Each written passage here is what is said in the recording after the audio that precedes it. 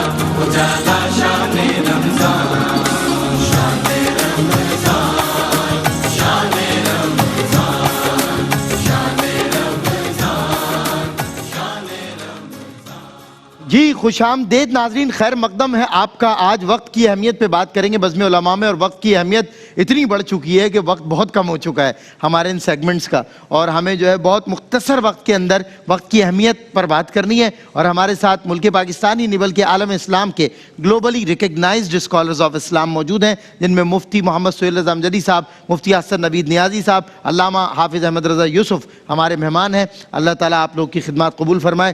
حضرت وقت کی اہمیت پر بات کرنی ہے بلا تمہید۔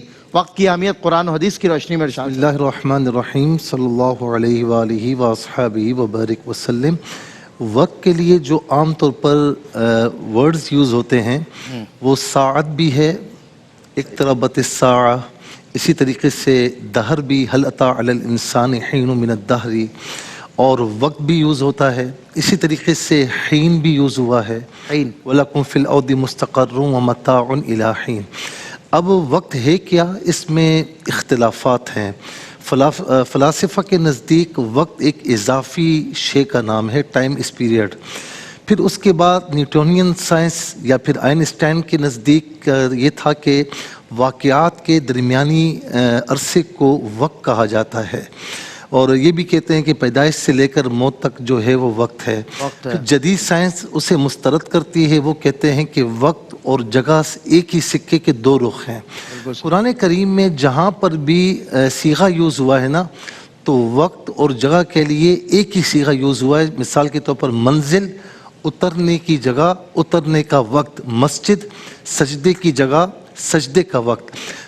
یہاں پر جو اہل تصوف ہے وہ یہ کہتے ہیں کہ وقت کیا چیز ہے، فرمایا کہ جتنی سانسیں تیری ہے نا یہ تیرا وقت ہے۔ اور کچھ اہل تصوف یہ فرماتے ہیں تیرا وقت ہے۔ کچھ اہل تصوف یہ فرماتے ہیں کہ جو وقت تیرا اللہ تعالیٰ کی بارگاہ سے جڑا ہوا ہے نا وہی تیرا وقت ہے۔ سبحان اللہ۔ اب آئیے اس کی امپورٹنس کیا ہے۔ اچھا یہ بھی دیکھیں کہ سائنس یہ بتاتی ہے، اچھا اس میں بھی وہ یعنی متیقن نہیں ہے، وہ کہتے ہیں کہ 1 سیکنڈ کے 25 فریمز ہوتے ہیں۔ جی نہ جانے بعد میں کیا کہے، 25 میں یہ کہتا ہوں کہ اگر 25 فریمز ہیں 1 سیکنڈ کے تو اس کا حساب کتاب کتنا مشکل ہوگا 1 سیکنڈ کا۔ اللہ اکبر۔ اب آ جائیے اس کی قرآن و حدیث میں امپورٹنس جو ہے وہ کیا ہے۔ جتنی بھی عبادات ہیں، چاہے وہ نماز ہے تو ان الصلاۃ کانت علی المؤمنین کتابا موقوتا، یہ بھی وقت سے جڑی ہوئی ہے۔ بالکل صحیح۔ زکوٰۃ ہے، اقیموا الصلاۃ وآتوا الزکوٰۃ، یہ بھی سال میں ایک مرتبہ صاحب نصاب کا یہ معاملہ جڑا ہوا ہے کہ اسے دینی ہے۔ الحج اشہر معلومات، حج کے بھی مخصوص مہینے ہیں، انہی مہینوں میں انہی اوقات میں حج کیا جاتا ہے۔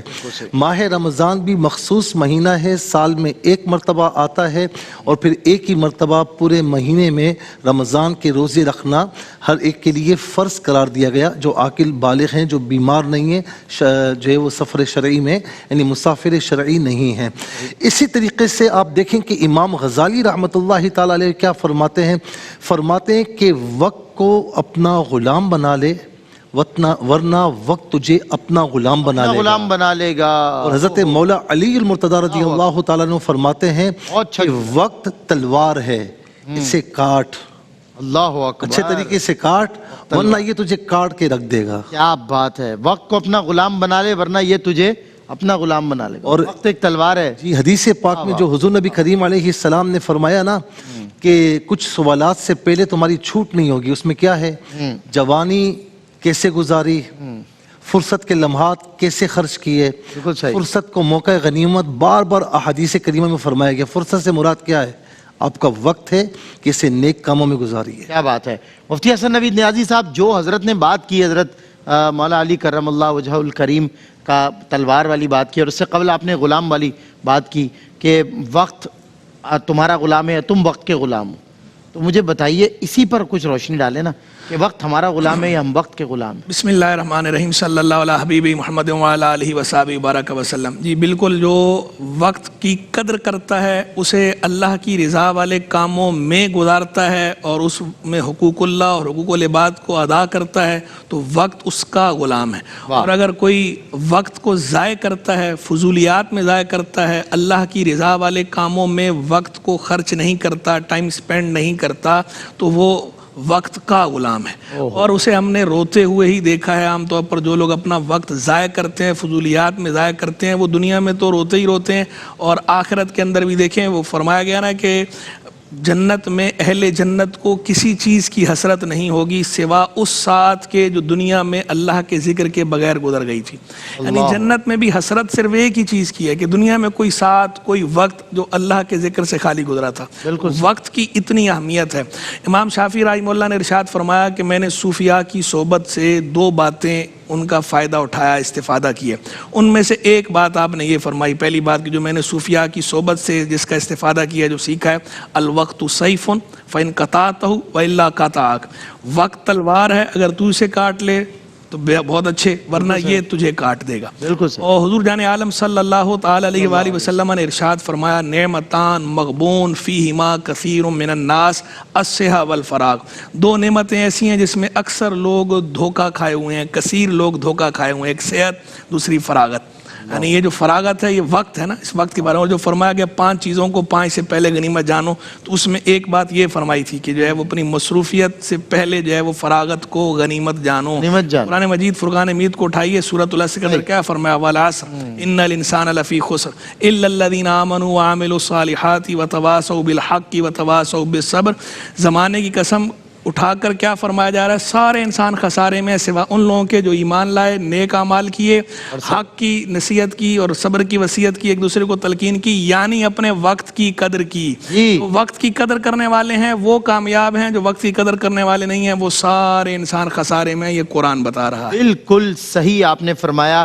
ناظرین اکرام، یہیں پر ایک بریک لیں گے. وقت کا صحیح استعمال کیا ہے اور جس کو ہمیں کرنا چاہیے، مطلب صحیح استعمال قرآن سنت کی روشنی میں ہم سمجھیں گے علامہ حافظ احمد رضا یوسف سے بریک کے بعد. اتنا تمہارا شان رمضان ہے، مومنوں کے دل کا اجالا شان رمضان. شان رمضان، شان رمضان، شان رمضان، شان رمضان، دنیا کے غریبوں کا سہارا شان رمضان، پھر سارا جہاں دیکھے. جی ویلکم بیک ناظرین، خیر مقدم ہے ایک مرتبہ پھر آپ کا اور بزم علماء میں مستند علماء اکرام آج ہمارے مہمان ہیں. ہم وقت کے امپورٹنس اور ویلیوز پہ بات کر رہے ہیں، اس کی اہمیت پہ بات کر رہے ہیں. اور میں نے علامہ احمد رضا یوسف صاحب سے سوال پوچھا تھا، صحیح استعمال پھر کیا ہے وقت کا؟ بسم اللہ الرحمن الرحیم، اللہم صلی وسلم وبارک علیہ. وقت پر اگر وقت کی بات نہ مانی تم نے، وقت پھر وقت نہ دے گا تمہیں پچھتانے کا. وقت کا صحیح استعمال کیا ہے اور وقت کا صحیح استعمال یہ سب سے زیادہ ضروری چیز ہے. اسی لیے ہم دیکھتے ہیں کہ دنیا بھر میں جو پروفیشنل ورلڈ ہے وہاں پہ ٹائم مینجمنٹ کی باقاعدہ ٹریننگز ہوتی ہے کہ کس طرح لوگ کم وقت میں زیادہ سے زیادہ جو ہے وہ کام کر سکیں اور گولز کو اچیو کر سکیں. لیکن سب سے زیادہ ضروری یہ ہے کہ آپ کے پاس کرنے کے لیے کچھ ہو. جب کرنے کے لیے کچھ ہوگا ہی نہیں تو آپ وقت کا استعمال کیسے کریں گے؟ تو اس کو ہم کہتے ہیں گول سیٹنگ. اب گول سیٹنگ یہ نہیں کہ آپ زندگی کے اپنے گولز بنائیں، نہیں، ڈیلی روٹین کے آپ اپنے گول سیٹ کریں کہ آپ نے دن بھر میں کیا کیا کرنا ہے اور پھر اس کی آپ کریں پلاننگ. جب یہ دونوں چیزیں آپ کر لیں گے تو آپ کا ٹائم خود بخود مینج ہو جائے گا، آپ کو مینج کرنے کی ضرورت نہیں پڑے گی. اچھا، پلاننگ کیوں ضروری ہے؟ سم ٹائمز ہم سوچتے ہیں کہ جی پلاننگ کریں گے تو اس میں بھی تو ہمارا ایک ٹائم لگ رہا ہے نا کہ بیٹھ کے لکھنا، سوچنا، دیکھنا. تو اس کی مثال یوں دی جاتی ہے کہ جیسے کلہاڑا ہے، اس سے آپ نے درخت کاٹنا ہے.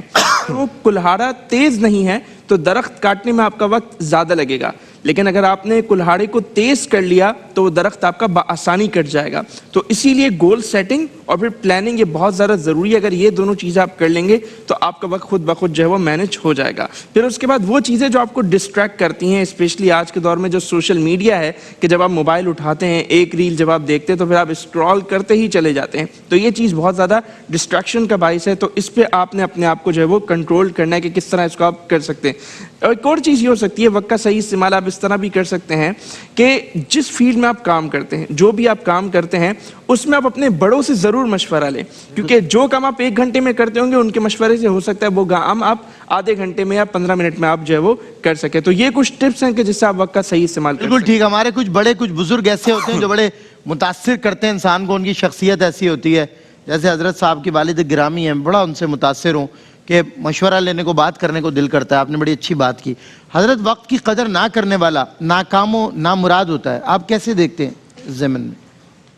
میں یہ کہتا ہوں کہ جو وقت کی قدر نہیں کرتا نا تو دنیا اس کی قدر نہیں کرتی۔ اللہ ہر جگہ اس بندے کی اہمیت ہے کہ جو وقت کی قدر کرنا جانتا ہے۔ بالکل صحیح۔ اب مثال کے طور پر آپ کو یہاں سے کسی اور ملک جانا ہے صحیح۔ اور آپ آرام سے بیٹھے ہوئے ہیں، امیگریشن کے معاملات ہیں، پاسپورٹ چیکنگ کے معاملات ہیں، آپ کے لگیجز کی چیکنگ ہونی ہے، ساری چیزیں ہونی ہیں، اور آپ کو بتایا جا رہا ہے کہ 2 گھنٹے پہلے آپ نے ایئرپورٹ پہنچنا ہے۔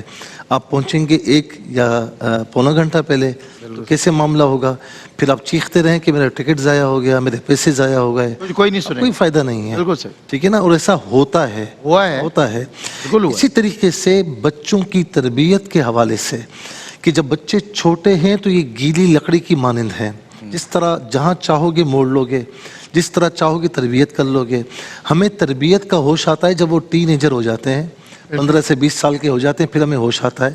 تو امام غزالی فرماتے ہیں کہ بچپن میں جو بچے ہیں نا، یہ چاہے لڑکا ہو لڑکی ہو، یہ ماں باپ کے لیے کھلونا ہے۔ 7 سال سے لے کر 14-15 سال تک یہ ماں باپ کے دوست ہیں، اور 14-15 سال کے بعد یا تو غلام ہیں یا پھر دشمن ہیں۔ اللہ اکبر جی، اللہ اکبر۔ تو ہمیں ہوش آتا ہے اس وقت کہ جب وہ تنہا وہ درخت بن جاتے ہیں، اب اس نے آپ کی بات سمجھ جانی ہے، کیونکہ آپ نے وقت پر تربیت نہیں کی۔ کچھ بیماریاں ایسی ہوتی ہیں کہ وقت پر دوا نہ لیں، پرہیز نہ کریں تو وقت ہاتھ سے نکل جاتا ہے، اور وہ بیماری بڑھ کر ہم موت کے منہ کے قریب پہنچ جاتے ہیں۔ آپ بالکل صحیح فرما رہے ہیں۔ اسی طرح ہر معاملے میں، لین دین کے معاملے میں وقت گزر جائے، کافی افسوس بندہ ملتا رہتا ہے۔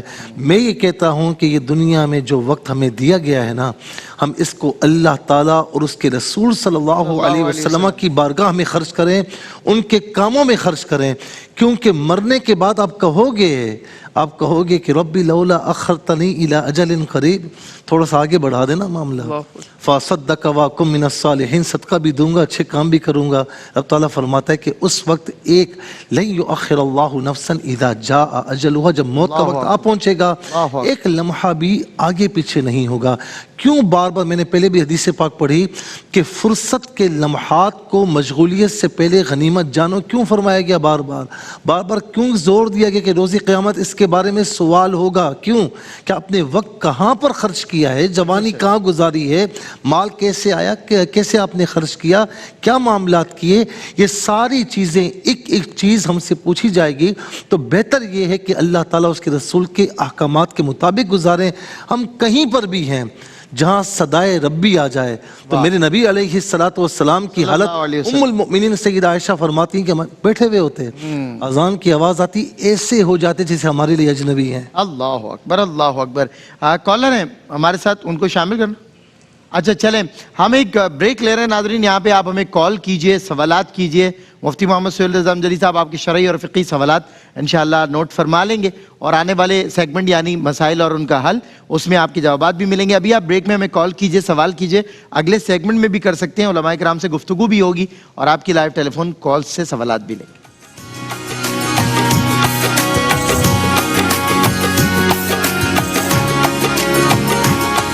خالق کے کرم کا ہے اشارہ شان رمضان، آقا کی محبت، خالق کے کرم کا ہے اشارہ شان رمضان، آقا کی خوش آمدید ناظرین، خیر مقدم ہے ایک مرتبہ پھر آپ کا۔ بزم علماء میں مستند علماء کرام ہمارے ساتھ ہیں ملک پاکستان کے، اور آج ہم وقت کی اہمیت پر بات کر رہے ہیں۔ مفتی حسن نوید نیازی صاحب، ہر کام کے لیے ایک اچھا وقت ہوتا ہے، تو اس کے حوالے سے کچھ مختصراً ارشاد فرمائیں۔ جی بالکل، ہر کام کے لیے وقت مقرر، اور خود سورۃ القمر میں اللہ تبارک و تعالیٰ نے ارشاد فرمایا کل امر مستقر، ہر امر کا اللہ کے یہاں ایک وقت مقرر ہے، یعنی جو بھی کام ہوتا ہے اپنے مقرر وقت پر ہی ہوتا ہے، نہ اس سے پہلے ہوتا ہے نہ اس کے بعد ہوتا ہے. تو اچھے وقت کا انتظار بھی کرنا چاہیے، یہ اچھی بات ہے. مناسب وقت کا، بعض لوگ بہت زیادہ جلد باز ہوتے ہیں، تو جلد بازی بھی اچھی چیز نہیں ہے. العجلہ من الشیطان، جلد بازی شیطان کی طرف سے ہے. رب عجلہ تحب ریثا، بہت سی جلد بازیاں وہ اپنے ساتھ شرمندگی، ندامت اور پچھتاوے کو لاتی ہیں. بندہ جلد بازی کی وجہ سے اپنے کام ضائع کر بیٹھتا ہے، اپنے معاملات خراب کر بیٹھتا ہے. تو جلد بازی اچھی بات نہیں ہے، لیکن اس کا یہ مطلب ہی نہیں ہے کہ آدمی ہاتھ پہ ہاتھ دھرے بیٹھا رہے، بندہ کوشش ہی نہ کرے، بندہ محنت ہی نہ کرے. اور تو محنت کرنا بھی ضروری ہے، کوشش کرنا بھی ضروری ہے. دنیا عالم اسباب ہے، ہمیں اسباب اختیار کرنے کا حکم ہے. خواہش سے نہیں گرتے پھل جھولی میں، وقت کی شاخ کو میرے دوست ہلانا ہوگا. کچھ نہیں ہوتا اندھیروں کو برا کہنے سے، اپنے حصے کا دیا خود جلانا ہوگا. شکوائے ظلمت سب سے تو کہیں بہتر ہے اپنے حصے کی کوئی شمع جلاتے جاتے. احمد فراز نے کہا تھا. تو بالکل جو ہے وہ محنت بھی کرنی چاہیے، ہارڈ ورک بھی ضروری ہے، لیکن ہارڈ ورک کے ساتھ ساتھ سمارٹ ورک بھی ضروری ہے.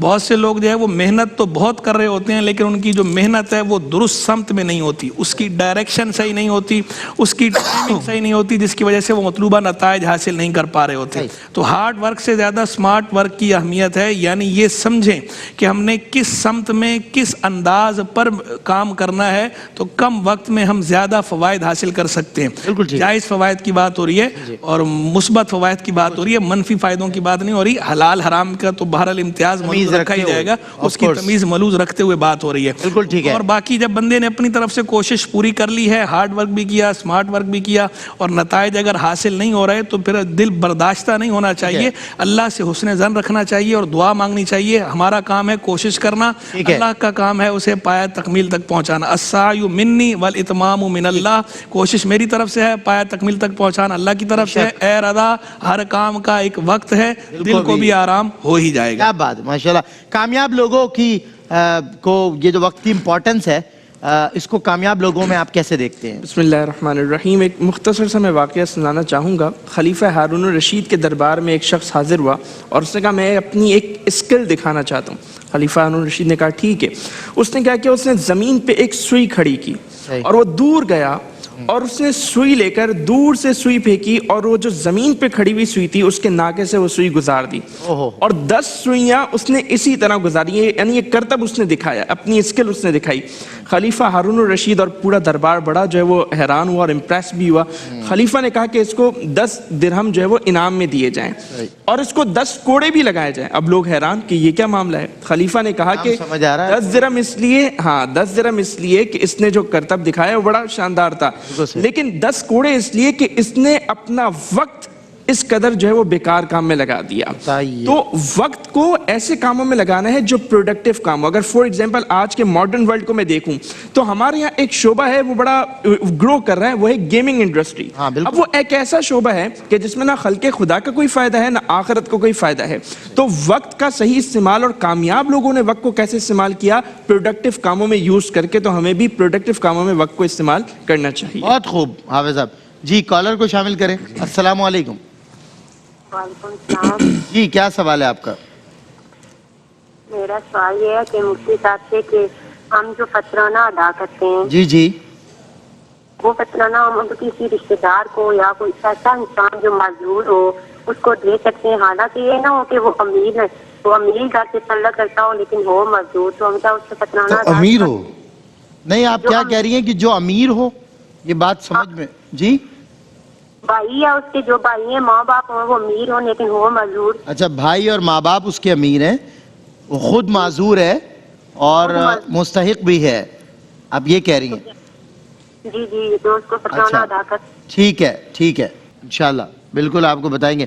مفتی صاحب ٹو دا پوائنٹ آج کے ٹاپک پہ کچھ کہہ دیں. جی، ایک بندے کو سونے کی کان میں جانے کا موقع ملا. اس سے کہا کہ ایک دن ہے، جتنا سونا بھر سکتا ہے بھر لے، صحیح، اور کل تک ٹائم ہے. بالکل صحیح. اس نے جا کر دیکھا، کہتا یہ آرام کرتا ہوں، کل 1-2 گھنٹہ پہلے جاگوں گا، ٹھیک ٹھاک بھر لوں گا، لے لے.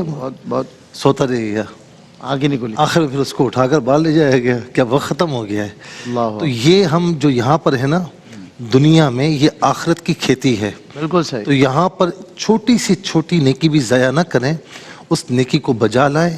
یہ پھول چنتے چلے جائیں, یہ سارے پھول آپ کو روز قیامت مرنے کے بعد کام آئیں گے. کہتے ہیں نا کہ وقت فرصت ہے کہاں, ابھی کام باقی ہے. نور توحید کا اتمام ابھی باقی ہے. ماشاءاللہ ماشاءاللہ. اور جس طرح میں نے کہا تھا, فراز کا شعر حضرت نے بھی دہرایا تھا, بس اسی پر اذان عصر کی طرف بڑھ رہا ہوں. اور قاری وحید زبر قاسمی صاحب کی خوبصورت آواز میں کراچی اسٹوڈیو سے اذان عصر, ہم نماز عصر ادا کریں گے. آپ اس دوران ہمیں کالز کریں, سوال کریں. آپ کے سوالات مفتی صاحب انشاءاللہ براہ راست ریسیو کریں گے اور لکھیں گے اور پھر جوابات بھی دیں گے. اور وقت کی اہمیت پر کہا تھا فراز نے, شکوائے ظلمت شب سے تو کہیں بہتر تھا, اپنے حصے کی کوئی شمع جلاتے جاتے. السلام علیکم ورحمۃ اللہ.